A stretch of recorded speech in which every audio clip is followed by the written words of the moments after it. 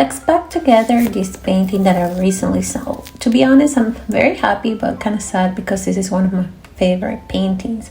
We will be using a couple of materials and I will let you know exactly what I use. What you want to do is to clean the surface where you're going to be placing all the materials because you want the painting to remain as clean and as dust free as possible.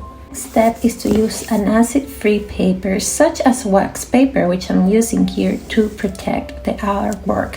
This is a non-stick moisture-resistant barrier that prevents packing materials like bubble wrap from sticking and damaging the painting. You can buy the paper in different sizes and I highly suggest you buy the same size as your painting as it will be much faster. But since I'm using standard cooking wax paper, I'm using clear tape to paste the different panels to adapt to the size.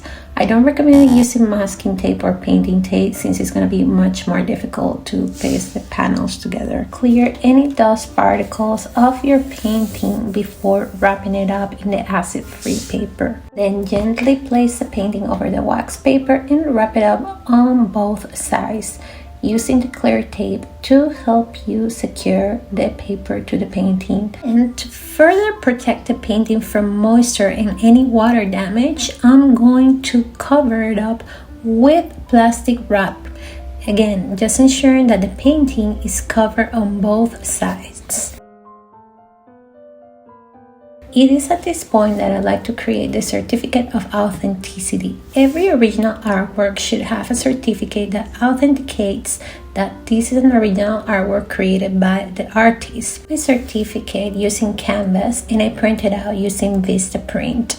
That said, there are plenty of templates online available for you to use. I like adding a special extra touch using this wax seal. One, because I love wax seals, and two, because I think it really gives a nice extra unique touch that looks quite luxurious and it's overall very pretty and charming, in my opinion at least. I sealed the certificate of authenticity. I bought these beautiful envelopes on Amazon and they were very cheap, and then I secure with masking tape the certificate to the back of the painting. Now it's time for one of the most important parts of the packaging process, and that is securing the corners of the painting. Corners of the paintings are usually one of the most vulnerable parts, and they're the most likely to get damaged during transit. This is why it's so key to protect the corners of the painting to prevent them from deforming, I guess. You can purchase already like corner protectors online or in your nearby art or craft store. You can also make them out of cardboard. Here I'm going the DIY approach and making them out of this form. As you can see, it's very DIY. I'm getting a knife to try to cut the form. Is there ever a better way to do this? Probably yes, but I think this worked out for me. So now I'm just placing the protectors in the corners of the painting and securing them with tape. Feel free to leave your suggestions or other resources where to buy these in the comments below. Once the corners are secure, the next step is to use bubble wrap. Some of you might think this is a bit overkill, but believe me, it is so heartbreaking when an expensive artwork that you pour your soul into get damaged during transit. The other reason I'm being extra careful with this painting, in this case I'm going to wrap it 3 times over, is because these are the requirements by the shipping company in order for the artwork to be insured.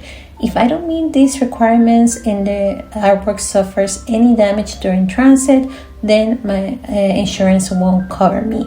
So that's a tip for you. If you're gonna use a shipping company, just make sure you read their shipping and packaging guidelines in order to be covered by your insurance. Closer to the end, we just have a couple of steps left, and the next one is to sandwich my painting between these foam boards. Feel free to also use sturdier materials such as wood or plastic, because again, this should be much faster if it was a standard size, but because my painting is a bit of a unique size, I had to basically cut the foam boards to match my painting size. And here I'm just cutting with an X-Acto knife and using clear tape to kind of like get the correct size. Now it's finally time to box this painting up.